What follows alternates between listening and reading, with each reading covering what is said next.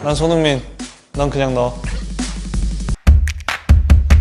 2013년 6월 13일 함부르크는 재계약에 지지부진한 모습을 보이는데요. 이 분데스리가 초특급 유망주로 우뚝 서게 된 손흥민에게는 이로 인해서 다수의 구단들의 오퍼가 쏟아지게 됩니다. 당시 이제 굉장히 구체적으로 오퍼가 들어왔던 팀들이 도르트문트, 레버쿠젠, 그리고 잉글랜드 프리미어리그의 토트넘 등이 있습니다. 이제 손흥민의 나이가 이제 20살인데요. 재밌는 사실은 항상 만나기만 하면 날아다녔던 이 도르트문트 꿀벌 군단이죠. 이 팀에서도 이제 제안이 왔다라는 사실인 것 같습니다. 아마도 뭐 만나기만 하면 너무 활약을 하니까 그냥 뭐 사버려야겠다 이런 생각을 좀 했던 것 같아요. 당시에는 이제 도르트문트냐 토트넘이냐에 대한 축구 팬들 사이에서 얘기가 많이 있었는데 오히려 이제 당시에 바이엘 레버쿠젠으로 손흥민 선수가 이적을 합니다. 이때 이제 조건을 보면은 사실은 뭐 거부하기가 좀 어려운 조건이었던 것 같아요. 그러니까 일단은 구단 역대 최고의 이적료를 제시를 했고요. 레버쿠젠에서 이게 이제 1000만 유로, 그러니까 하나로 지금 145억 원 정도 되는 것 같은데 여기 이제 등번호 7번을 부여받았고 계약 기간도 무려 5년 동안 장기 계약을 냈습니다. 이 7번이라는 번호가 축구 선수들에게는 굉장히 의미가 있는 번호인데요. 보통은 이제 팀 내에서 에이스 선수들에게 7번 등번호를 주게 돼 있거든요. 근데 이 손흥민이 7번을 부여받았다는 건 분데스리그의 강호 레버쿠젠에서도 에이스의 역할을 부여받았다라는 뜻이 되는 거죠. 그런데 참고로 레버쿠젠도 뭐 그런 시덥지 않은 팀이거나 그렇지는 않아요. 굉장히 명문팀이고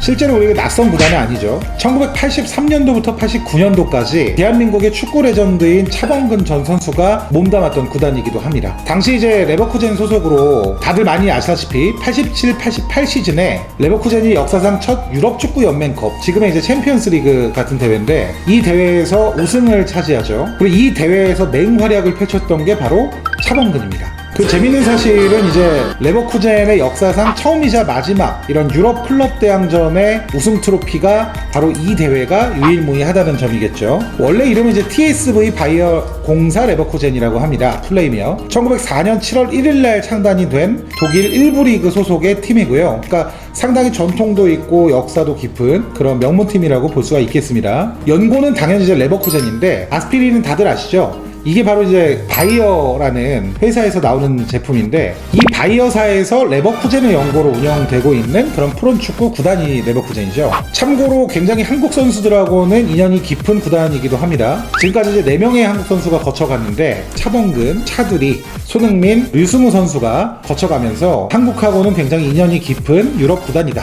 이렇게 볼 수 있을 것 같습니다. 근데 이제 그럼에도 불구하고 손흥민이 이 팀에 간 사실이 당시에는 다소 좀 저 스스로도 좀 의외지 않나라고 생각을 했었는데 이유는 만년 2등 팀에 좀 이미지가 있어요. 분데스리그에서 레버쿠젠이 약간 홍진호 같은 구단입니다. 1부 우승이 지금까지 단 한 번도 없고 준우승 경력만 무수히 많은 대표적인 팀 중에 하나죠. 처음 출범 때는 이제 3, 4부 리그에서 좀 전전긍긍을 하다가 1975년에 빌리베르트 크레머 감독의 개혁이 이뤄지면서 78, 79 시즌에 2부 리그 우승을 시작으로 현재 팀 위상을 갖추게 된 팀이 바로 레버쿠젠입니다. 이 팀에 입단한 손흥민은요 31경기 12골 7도움을 세우면서 굉장히 준수한 데뷔 시즌을 보내죠. 그리고 이 시즌에서 프로 통산 처음으로 해트트릭을 기록하기도 합니다. 해트트릭을 기록한 팀이 굉장히 얄궂게도 전 소속팀이었던 이제 함부르크였습니다. 이게 3개월 만에 넣은 골이었는데 그 상대팀이 바로 함부르크였고 최초의 해트트릭이자 이날 경기에 맨 오브 더 매치 그리고 각종 평점 사이트에서 10점 만점을 받은 경기였죠. 저는 사실 이제 골 세레머니를 안 하지 않을까라고 생각했는데 그냥 하더라고요. 굉장히 즐거워서 그랬던 것 같은데 아무튼 약간 좀 서운한 느낌으로 팀을 이적하게 돼서 그러지 않았나. 근데 사실 그 이적 비화까지는 제가 확인을 못했는데 손흥민이든 함부르크든 어쨌든 뭔가 어느 한쪽에 좀 서운한 감정이 있지 않을까라는 예상을 좀 조심스럽게 하고 있습니다. 이 손흥민 선수 하면 항상 따라다녔던 이제 별명이 있습니다. 바로 이제 손기복이라는 별명인데요. 근데 말 그대로 이제 기복이 좀 심한 경기력을 보이다 보니까 붙은 별명이에요. 이 시즌에서도 이 레버쿠젠으로 옮긴 시즌에서도 초반에만 3골 1어시스트 그리고 맨 오브 더 매치 등을 수상하면서 굉장히 눈에 띄는 활약을 해요. 근데 이제 후반기 접어들면서 9경기 연속 무득점 경기가 이어졌는데 이제 이때쯤에 생긴 별명이 바로 손기복입니다. 당시 전문가들은 이런 손흥민의 모습을 두고 경험 부족이나 전술 문제를 꼽았는데 아무래도 뭐 전술의 경우 레버쿠젠의 당시 전술 패턴 자체가 그 손흥민 선수가 이제 스트라이커로 많이 출전을 했단 말이에요. 근데 이제 함부르크에서는 보통은 이제 윙으로 활동을 했죠.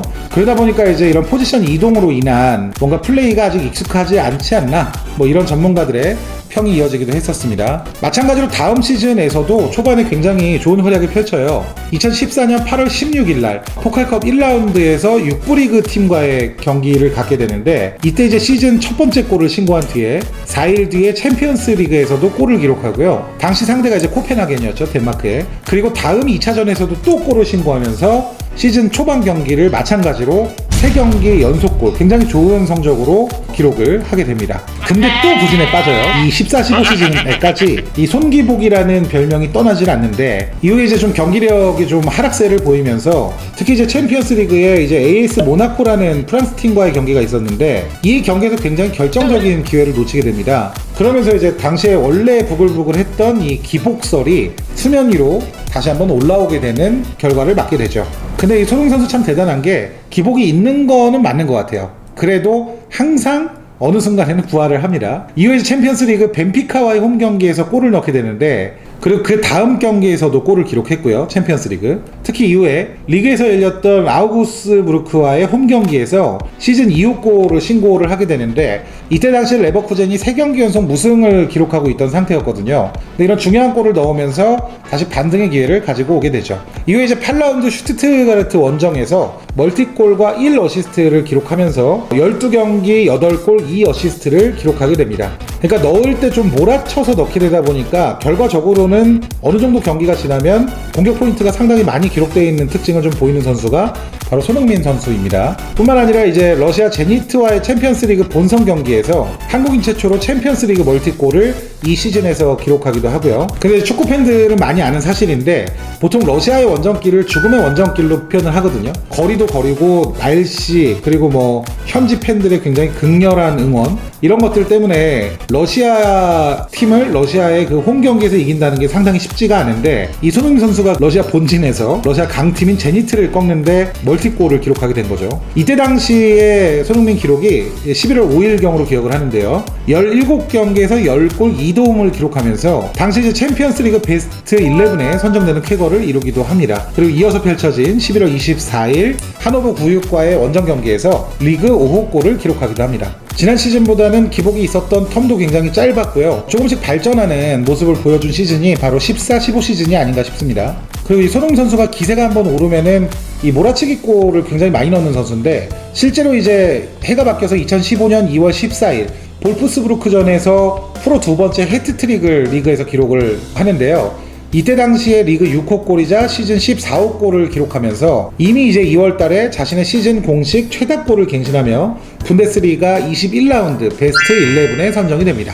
그리고 이제 다음 경기가 3월 9일 SC 파더보른 07과의 경기였는데, 이 경기에서도 멀티골을 기록해요. 그래서 리그 10호 골을 기록하게 되고, 이 10호 골을 기록하면서 차범근 선수가 갖고 있던 역대 두 번째 유럽리그 3연속 두 자릿수 골을 기록하게 되는 업적을 세우기도 하게 되죠. 이후 4월 11일 마인츠 05와의 원정 경기에서 리그 11호 골을 기록하면서 결과적으로는 이제 42경기 17골 4도움으로 시즌을 마무리합니다.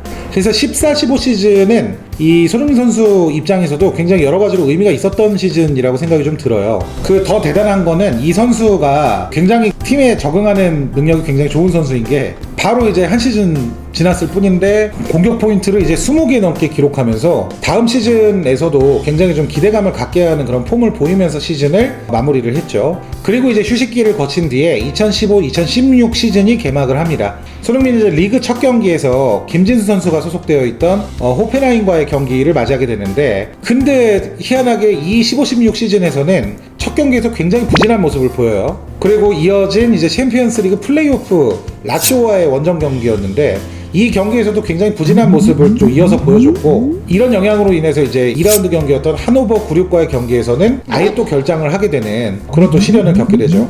이런 상황에서도 이 토트넘이 손흥민한테 눈독을 계속 들이고 있었나 봐요. 여러 뭐 유럽 매체를 통해서 약 3천만 유로, 그러니까 한 하나로 408억 정도의 오퍼가 들어왔다는 그런 기사들이 하나둘씩 이제 올라왔는데, 이런 기사들을 기점으로 한국 시간으로 이제 8시 40분경에 뜬금없이 이제 레버쿠젠에서 토트넘으로 이적이 유력하다면서 메디컬 테스트를 받기 위해 잉글랜드로 향하고 있다는 소식이 국내에 이제 들려옵니다. 이때 이제 이적료는 아시아 역대 최고 이적료였죠. 그러니까 당연히 뭐 주전으로 기용될 게 좀 예상이 됐었죠. 당시에 이제 레버쿠젠 단장이었던 루디 필러 단장이 훈련 전에 이미 런던으로 갔다고 발표를 했었는데 이게 이제 팀에게는 직접 알리지는 않았던 모양입니다. 여튼 뭐 좀 억울한 부분도 있을 것 같은데 여튼 당시에 이제 토트넘 분위기를 보자면 손흥민이 누구냐라는 그런 글도 올라와 있었고 그 홈페이지에요. 그리고 7번 자리가 토트넘에 비어 있었는데 잘 됐다. 그리고 이영표 이후로 참 오랜만에 한국인이 선수로 왔다. 당시에 자기 꼬맹이였는데 지금은 이제 자기가 대학생이 됐다. 이런 식으로 기쁨을 표한 경우도 있었고 나쁘지 않다는 평가도 굉장히 많았어요. 지난 시즌에 왜냐면 17골이나 넣었기 때문에 거기다 이제 나이가 이제 23살이죠. 그래서 대체적으로는 토트넘 팬들 사이에서 굉장히 긍정적인 반응을 보였던 걸로 기억이 납니다.